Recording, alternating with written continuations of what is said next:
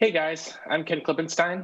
I'm DC correspondent for The Nation. I'm here to talk to you guys about the Freedom of Information Act. It's FOIA for short, FOIA. There's the federal statute, but there's also a state version of it that governs each of the 50 US states. I'll talk about those as well. But really, the principles behind both are pretty similar, which is specificity. You want to be specific what the records that you're seeking. You want to understand the records that are going to be exempt. And a third principle that I want to really focus on is that you want to know what kinds of records exist within these different agencies, because you can't just say, I want everything on the Iran-Iraq war, for instance. That's too vague. You have to say, okay, well, what kinds of specific records is an agency going to produce relevant to that? So if you're talking, for example, about the Defense Department, well, if it's the Iran-Iraq war, there are probably U.S. operations involved on some level, helping the Iraqi government. You could ask for after-action reports.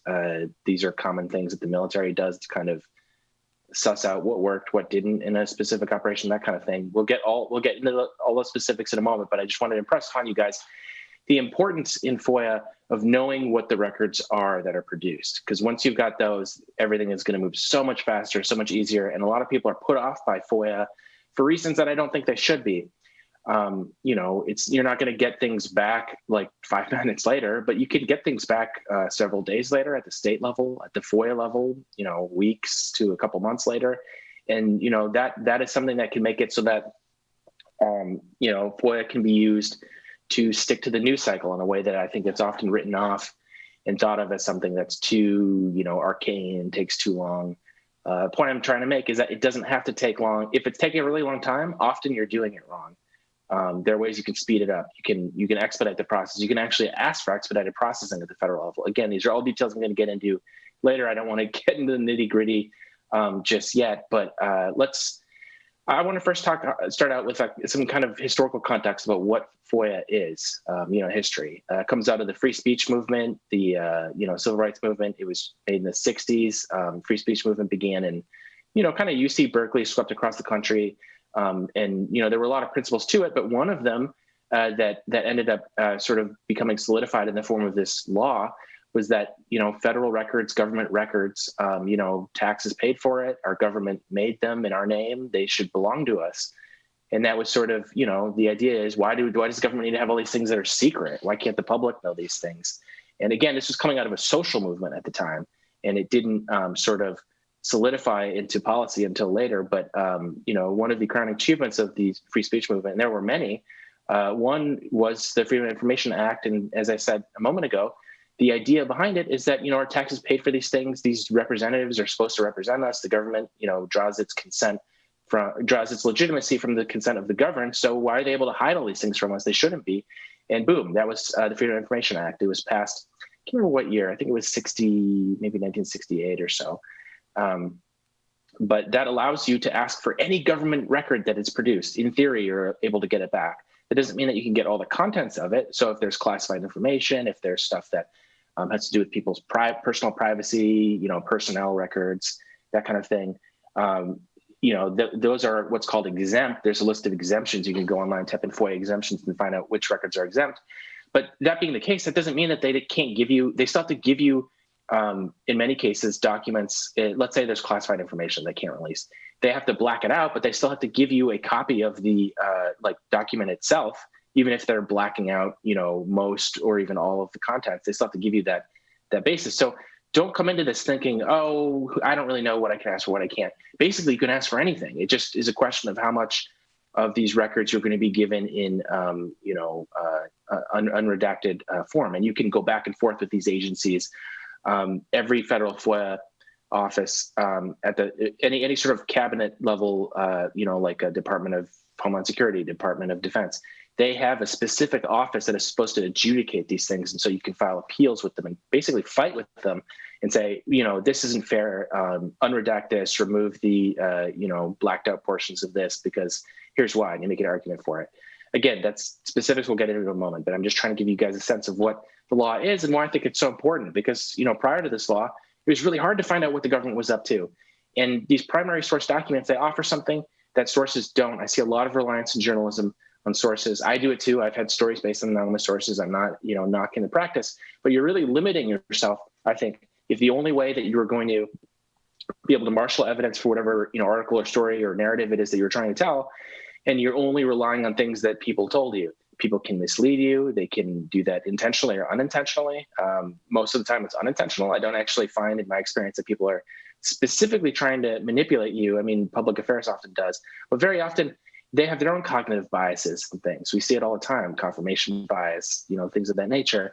And FOIA, open records generally, it's not just FOIA. There's all sorts of different kinds of open records. You can go through lobbying records. You can go through business records. You can go through ethics disclosures from campaigns, that kind of thing.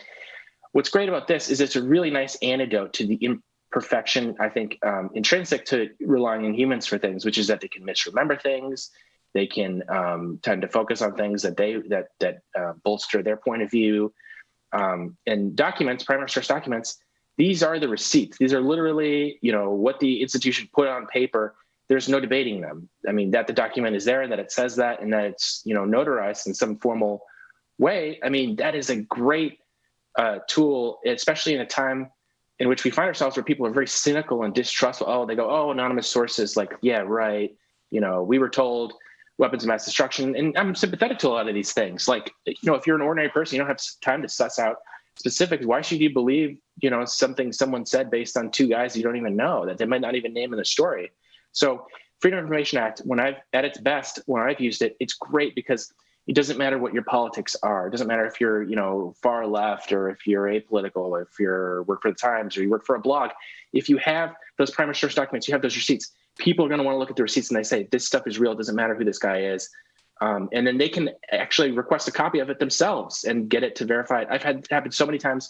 The stories I've had that are picked up by the major kind of legacy outlets like the New York Times, the Washington Post, more often than not, it's based on this FOIA stuff because they love aggregating these things because all they have to do to verify its authenticity is ask for a copy of it themselves, or even just look at it and say, well, this looks authentic. Let's run it by a friend of mine. They say, yeah, that's real. And then they pick up your story. It doesn't matter if you're a blogger, if you, just came out of school. This is how I made my career. I had no connections in this field. I didn't have any family in this field. I wanted to do it. I didn't know how. And, FOIA just kind of emerged as a tool that I could use that, there was no, when people said, what journalism school did you go to? I didn't go to journalism school. They say, what big paper have you had experience at? I didn't have, I was just a freelancer. None of those questions came to bear when I had these documents that I could just show them and say, look, this is what it's from. You can call up their public affairs office. They'll verify to you that this is real. They'll give you a copy of it too. And that just really enhances your ability to tell a story that can be agreed upon and provide some critical, to reference philosophy, consensus gentium, like consensus agreement about reality, about what's happening. It cuts across a lot of the cynicism that you see in questioning of not just anonymous sources, but, your own writing that may try to paraphrase, other things and stuff of that nature. I love it because then people can just draw their own conclusions from it. They don't even have to rely on what my assessment of the meaning is. They can look it up themselves. So all that being said about why I think it's relevant, I'm going to go into how you go about doing it. And it's really a lot easier, I think, than people believe. There's a lot of attempts to obscure these things. And it would certainly be in my interest to try to say, I'm this great wizard and come to me, I have the answers and it's too hard for you to understand. I don't find any of that to be true. No one taught me how to do this. I don't think it's something that you need to, it's not like a particle physics where you need to study this for years and years. The law itself is written very simply. You can read it yourself. It's not a very long law. I've talked to attorneys about, I've, sued these cases in court. They're often very easy cases because it's not very complex. So, all that being said, let's talk about how do you send one out? At the federal level, things tend to be pretty well organized. It's a little more ad hoc at the state level, but at the federal level, every agency either does or should. I mean, it's been very few cases that I found that they haven't had a FOIA portal, either an email that you send it to or a specific website that you use a portal to send a request through. And you just type out what you want. They ask you to, be specific, as I said before, and I'll talk about in a few moments. There are a number of ways you can be specific to guarantee the expeditious release of more information rather than a long and lengthy wait in which you end up not getting a whole lot. I'll talk about that in a few moments. But Yeah, just type in FOIA, whatever the agency is that you're interested in, USDA, FDA, CIA, Defense Department, and it should bring up a email or portal that you send these things through. So you send it through, you say who you are. If you're affiliated with a media organization, that's great because you can get what's called fee waiver. You end up not paying things. At the federal level, they're pretty reasonable about granting these things. They're supposed to be. The way the law is written, it's written very broadly. The law is written in the subsequent case law. I'm going to refer to case law as I talk about this. That means the way courts have adjudicated and interpreted the law, the case precedents, for example. When you talk about the Supreme Court talking about precedents, they're talking about case law. The precedents that exist is one of a very broad interpretation of what the news media is. It's inclusive of bloggers. It's not just the New York Times. You could be a blog. You could be a guy on Twitter. As long as what you're disseminating is of general public interest, and you're generating a distinct news product, you can get that exemption. And in many cases, you'll either get a ton of documents for free or very close to free. So always mention any sort of media or even academic affiliation that you have. If you're a research professor and you're doing a FOIA request for the purposes of your dissertation or just ordinary research over the course, that's another thing they have exemptions for. Just type in FOIA exemptions, they'll have a whole list of them. But make sure you hit those, because if you don't, and if you just are a corporation trying to get these records, they're going to hit you with more fees, as they should, because corporations should pay more since they're not doing these things necessarily in the public interest. And I'll talk about that as well. The reality that most of the requests are not journalists. Most of the requests are maybe lawyers working for their clients, businesses trying to get at business intelligence. It's tragic how underused this tool is. But the fortunate part of this is it gives people like us a big advantage in terms of being able to use it. And there being very little competition in finding things. I mean, once you start requesting things, you're going to find that it's very often something that's not used by other reporters. And the lane is wide open if you want to use it and try to use it to your advantage and the public's advantage too. So I mentioned exemptions. I mentioned requesting things. The biggest problem I have, people come to this, like, I don't know how to do this. And I always try to say the biggest flaw with FOIA, the biggest thing that you have to understand, because everyone, if you ask people about FOIA, they'll have a horror story. Like, oh, I waited 6 months. I mean, I myself have requests that I have sitting around for 5 or 6 years. That can happen. But when that happens, not always, but very often something wrong has happened. And as I've gotten more experience, I've learned how to minimize the chance of something going wrong so I can get things back in a more timely fashion, which of course, if you're a reporter, is very important. You want to get things back at least in the month or year in which that happened. And so what I would say is we don't really have a Freedom of Information Act. We have a Freedom of Records Act. It's kind of a misnomer, freedom of information. A lot of people come into this in their first request, and I did this too. I don't want to, denigrate anybody. I think I'm a big fan of just messing around and trying things out, seeing what works and what doesn't. What I found doesn't work is when you just have a very general request that's sort of like I said before. I want to have everything on the Iran-Iraq war, all documents pertaining to the Russia investigation, all documents pertaining to what's an example? Rex Tillerson's resignation as Secretary of State.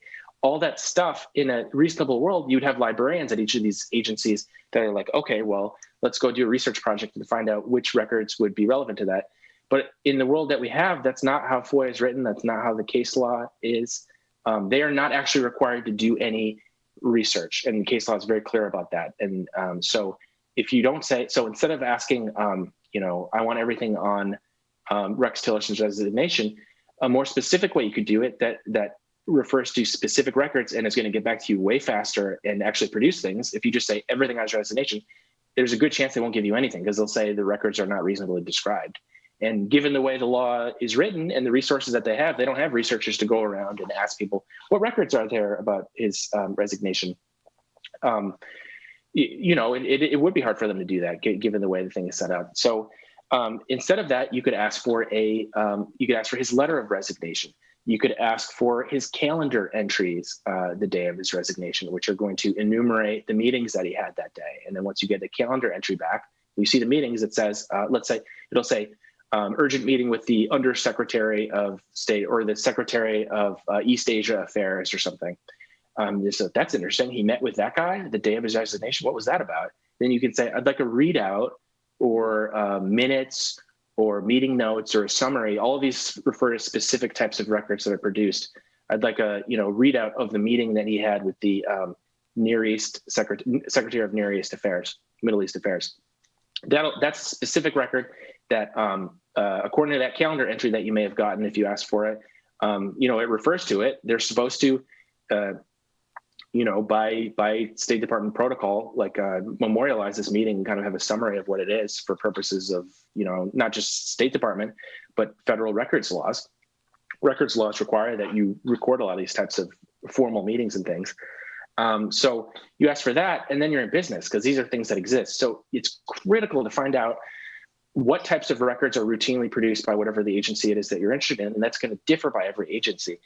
There are some things that all agencies have. Every head of an agency should have a calendar, should have a schedule that memorializes the meetings that he has. And that's one thing I'm giving you one example. There are tons of records that these things produce. I tend to cover more national security, that sort of thing. So I'd be looking at the let's say I'm looking at the Inspector General, which conducts oversight of different agencies. I could ask for, closed Inspector General reports. What I'm trying to, or if I'm looking at the FBI, I could look at closed leak investigations. Leak investigations closed in the year of 2019. But what I'm trying to give you guys is I'm just trying to kind of shotgun method here, throw a bunch of examples of specific types of records that you can ask for. And how do you find those out? I mean, I gave you some examples. I learned these. The dirty secret to my FOIA approach is that I don't come into this knowing psychically or even by dint of my own research what types of records are produced. I have sources on the inside, either current officials in these agencies or people that have retired from them, that describe to me what these documents that tend to be produced are called. And that is absolutely critical. You can't come into this just using Google, just using Wikipedia, just using the internet. A lot of the knowledge about the types of records that are produced by these kinds of agencies is going to be in the heads of people that either work in it or worked in it in the past. A lot of that is not going to be written down. I know that when you go to college, the emphasis is sort of on textbooks, on texts, on you're requesting documents via interlibrary loan, that kind of thing. But something you're going to run into reality of is that that stuff tends to work better for old things that have been around for a long time and long enough to be written down on a paper. And then another thing is a lot of this is word of mouth. It'll never get written down on paper. So you've got to talk to the people in these agencies. And excuse me, I'm going to take a sip of water for a second.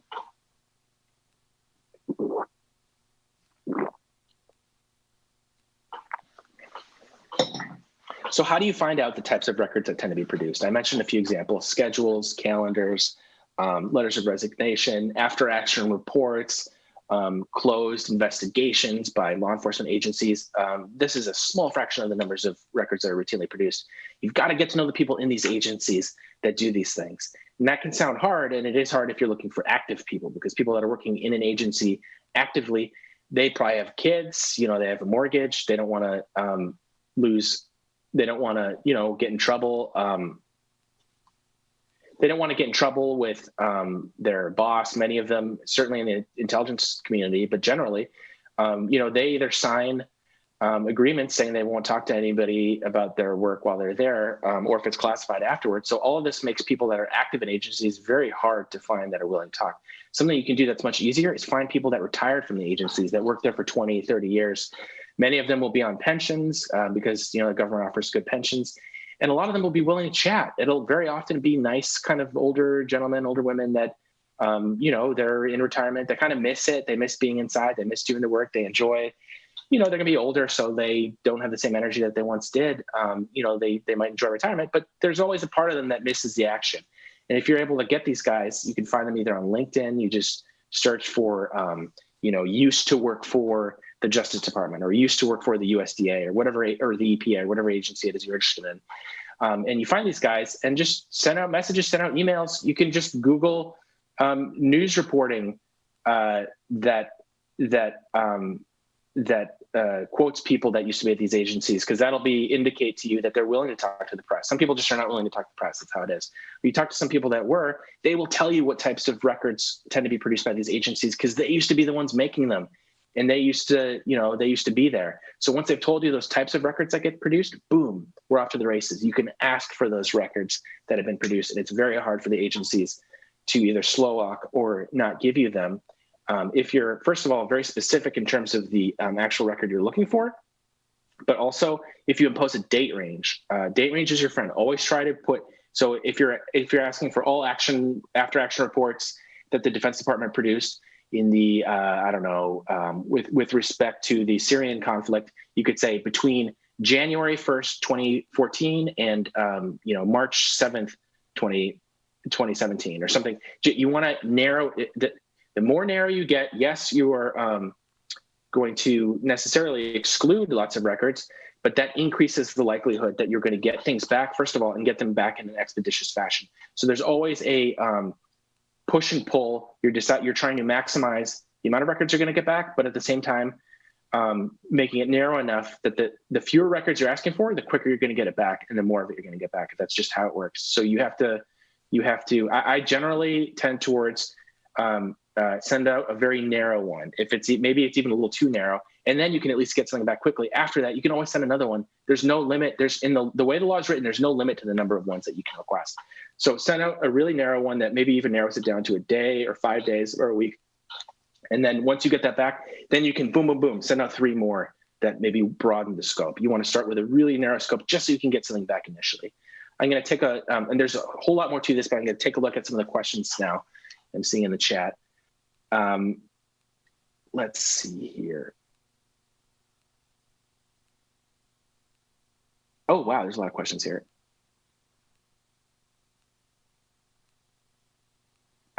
So I'm reading from Ayana Ishmael. I've sent FOIA requests before, but I feel like I could be missing out on good information. How can I get more strategic with my requests to get the most of the documents I'm requesting? That's what I was trying to get at a moment here. And you put that question before I started talking about this, so I don't mean to put you on the spot.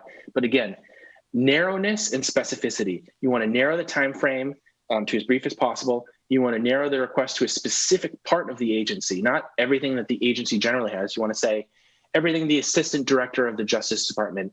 One other thing you can do is you can say all emails from a specific figure in the agency containing the following keyword, whatever you're interested in, Antifa, climate change, corporations, whatever keyword you're looking for. So once you've provided a keyword, a time frame, and you've narrowed it to a specific type of record, an email, or you could say memoranda, you could say text messages. Technically, if they have a government phone, that would include that. But if you've included a keyword, time frame, and then a specific official and type of record, that's so specific that the number of records it's going to produce is going to be pretty limited. And the way these agencies work, they have to go to Congress at the end of each year and say, here's how many records I produced. If you give them easy ones to knock out and increase their quota and increase their number that they can take to Congress, that's a win for them. And it's also a win for you because they're going to give you those records. So specificity is so important. Next one is from Sarah Bay. I'm sorry if I butcher people's names here. In my experience of FOIA, I've run into issues where the exact record I need, hypothetical, let's say a list of employees in a local department or transportation doesn't exist. What are some strategies you use to work around this when it crops up? Sometimes they'll mislead you. If they don't want to give it to you, they'll just say that. So you can look at what's called FOIA logs. Google FOIA log, Department of Transportation, or whatever agency it is you're looking at, and just go down through them and see which, and often they'll list the summary of the request, what they got back, if it worked or not. And if they were granted, just say, hey, look, according to this record posted on this FOIA log, you gave those records to this guy, so you should give them to me too. And once you've created that, then that becomes hard for them to say no. If they still say no, appeal it. Appealing is crucial at the federal level because every agency, they don't have a huge incentive to give you what you're asking for. But once you've appealed it to the oversight body within every FOIA office at the federal level has an appeal function. So find out how you appeal, and there's no limit to the number of times or what you can appeal. I mean, the laws are really open on these kind of things. Appeal that and make an argument for why you think that they were wrong. In your case, if you're just asking for a list of employees, I would ask for an organizational chart. They like to withhold the names of specific employees pursuant to what they call personnel records. They claim that these are privacy records. So they say that if it's not there's a distinction between high-ranking officials and kind of lower or rank and file officials. They don't like to give up the names of the rank and file.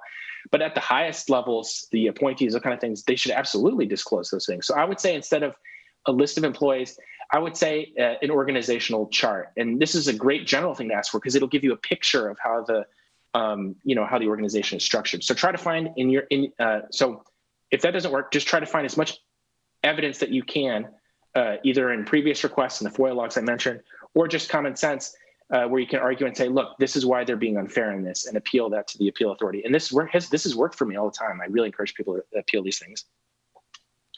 Has your ability of FOIA impacted under the Trump administration? Trump is worse on it, but he's left a lot of the FOIA authorities in charge that were in charge of the Obama administration still there. So I think that they perceive that the White House is less open now under the Trump administration, and they abuse that. But it's still a lot of the same people. So you'd be surprised. The difference is not terrible. I've had cases where I got things back from the State Department. For example, I got a list of gifts that President Trump got from the leadership of Saudi Arabia, and it was sort of a silly list in light of Trump's. No one remembers this, but in 2016, Trump was saying, "We've got to stop working with the Saudis. They, did all these terrible things to us." And so I was able to show through this gifts list that he has this close relationship with the Saudis. After that, the State Department they haven't given me any information about subsequent gifts. I would guess that that's related to the embarrassment caused by the first release. There's a big political component to a lot of these. But generally, I would say that it's worse, but not enormously worse than it was in the Obama administration. Certainly not something that should deter you from trying to use it. Okay, Jishnu Nair. In your time working with public documents, have you ever seen legislative judicial threats to limit FOIA? Oh yeah, the courts are always trying to claim. I mean, right now, corporations are trying to claim that you can't, if there's a federal contract for something, you can't ask for specifics about the contract because that's private business information. That is, they try to say that it's a trade information. But my view is the federal government is relying on these contractors. I'm sorry, that's part of the game. Like, you get money from the government, and in exchange, you got to deal with some of the transparency. But yeah, there are lots of ways that the judiciary, more than the legislature, but the judiciary is trying to limit FOIA. Another one is they hate to release stuff on cops. Specifically, cops have internal affairs investigators that are supposed to, conduct oversight of these police departments. At the state level, many states have laws specifically against releasing internal affairs investigations into their own police for obvious reasons, because it's embarrassing often. So yeah, there's always a war, but the law is pretty strong. The U.S. I want to press on you. The U.S. has one of the best open records laws, to my knowledge, the best one of anyone that I'm familiar with. It's a great tool. It's been around. I think the U.S. had the first one of basically any Western country that I'm familiar with. So there are, pressures. There are challenges. There is a fight going on between people that don't want to release things, but a huge portion of the public does want things transparent in public. And so, that has given us a law that if you want to take advantage of it, can be really useful. What exactly is off limits when requesting a FOIA? Asks Rebecca Duke-Weissenberg. Just Google FOIA exemptions. It'll provide a list of exemptions. These are interpreted by each of the agencies, and then courts kind of via litigation adjudicate whether these interpretations are correct. Generally speaking, personnel records, you can't ask for someone's medical records, classified information, national security information, probably, in my opinion, the most abused of all of them, because if it's classified, they can claim whatever they want. There's a whole list. I think there's like 12 different exemptions. Just go through that list and read them. Another big one is that you can't ask for records that are ongoing deliberations. You can't ask for ongoing law enforcement records either. So I'll give you an example of both of those. Law enforcement records, if they're actively investigating something, they won't give that to you because their argument, and there's some truth to this, is that if you report these records, it's going to interfere with the investigation. It might tip someone off that's being investigated. So ongoing law enforcement, every time there's another Mueller thing, everybody sends FOIAs, you're not going to get this stuff back until it's done. So don't bother doing that until the case is closed. That's why I was trying to emphasize before, ask for readouts of closed cases, because once it's closed, they can't claim that anymore. But there's a bunch of them, and you just have to learn. I can't get too much into specifics because it's more to do with what the type of agency is that you're trying to learn about. Another one is you can't ask for deliberation. So if public affairs is debating internally, how do we respond to this? And this is not unreasonable. So like, you can only ask for the finalized talking points that they ended up distributing to the agency to tell them what to say. You can't ask for their internal debates about what those talking points should be. And I don't think that's unreasonable, because the idea is they want to promote discussion and deliberation. And, if someone has an idea, maybe a bad idea, and they put it down, as they don't want to punish them for being able to explore these different ideas, so long as that wasn't the finalized document that was sent out. So you can't ask for things in the middle of their discussion. You can only ask for the finalized product that they put out.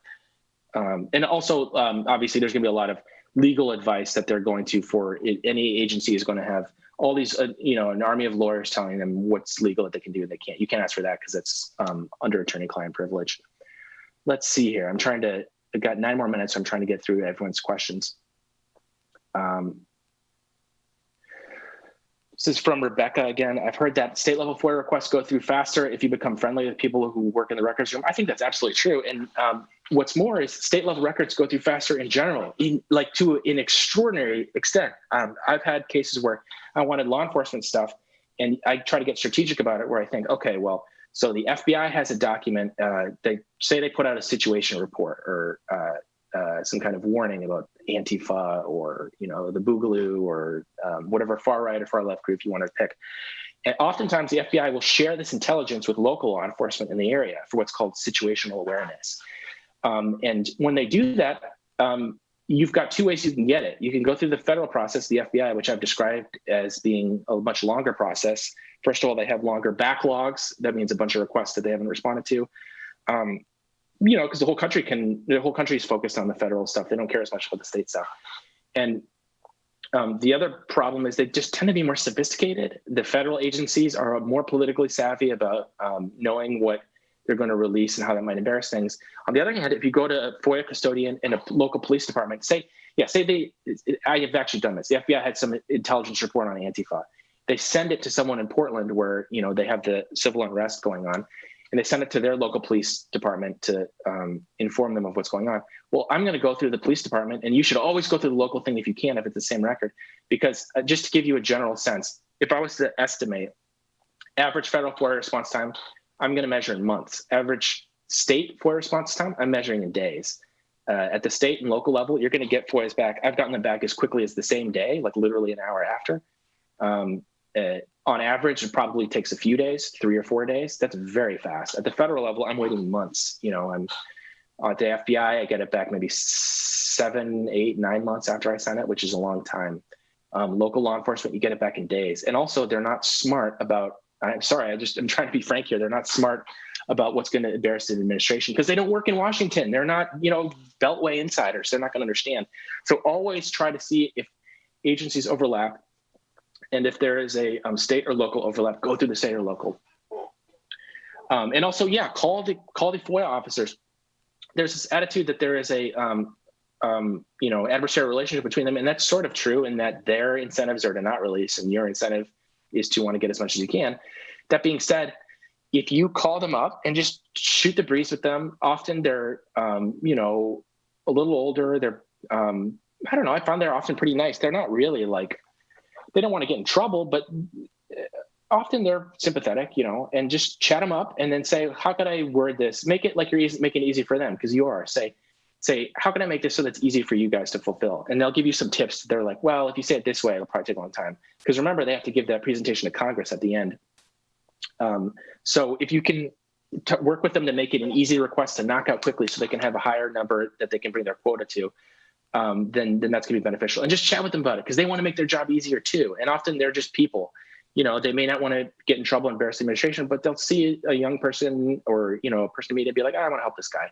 So hit them up, chat with them, try to make friends with them. I really agree with that. That is a useful thing. If a university is private, can we send FOIA requests? No, you can't. And that's a scandal, I think. I mean, every private institution, zero transparency, unless it's like a publicly traded corporation. Basically nothing about them. There's no presumption of transparency. Whatever you think of government, and in my reporting, I've criticized them plenty, they at least have that presumption of transparency. So it has to be a public institution. Private ones, you can't FOIA. Let's see, 5 minutes left. Just got a couple questions more. What are common sense mistakes early career investigative reporters make when using FOIA requests? This is from Gerard Facundo. And then another question from Sadie Bograd.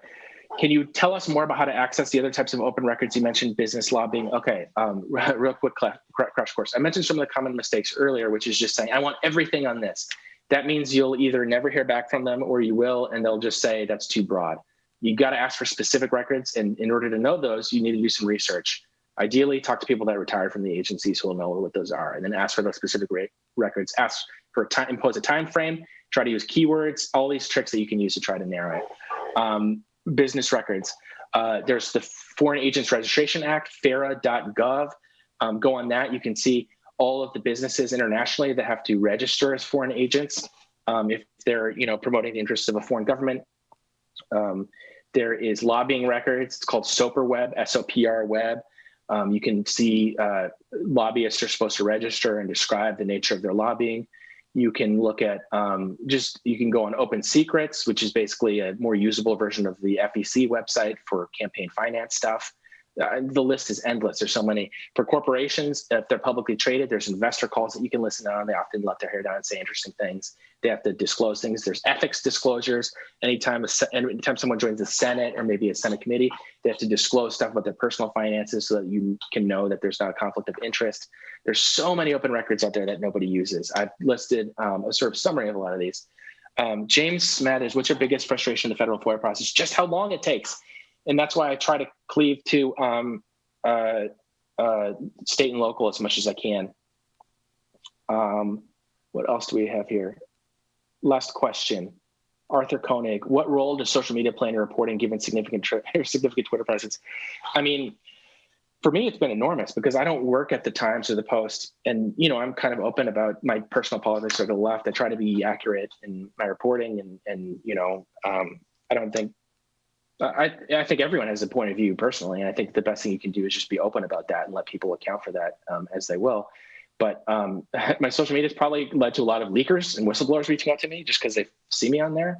And it actually has been, when I was younger, I thought it would be a disadvantage to not, be at one of the major legacy papers. And in retrospect, it gives me a freedom of a range of motion that I can express myself and say things that I think people appreciate. And they feel as though a lot of the legacy papers sort of can be a straitjacket in some ways. I'm not saying they don't do good work and there are good people within them, but you sign agreements at a lot of these places like the New York Times where you just can't say what you think about a lot of things, and people perceive that as uptight and they become less likely to reach out to you. So I would say that that's how it's helped me. So let's see, I've got 1:30 here. If anyone has any, okay. It looks like I've got to end here. So thanks for joining me, guys. I hope that was helpful. I'm sorry I spoke so fast. There's just so much I want to try to fit in. But just that principle of specificity, if I could impress that on you guys, want to be as specific as possible. Thanks, guys.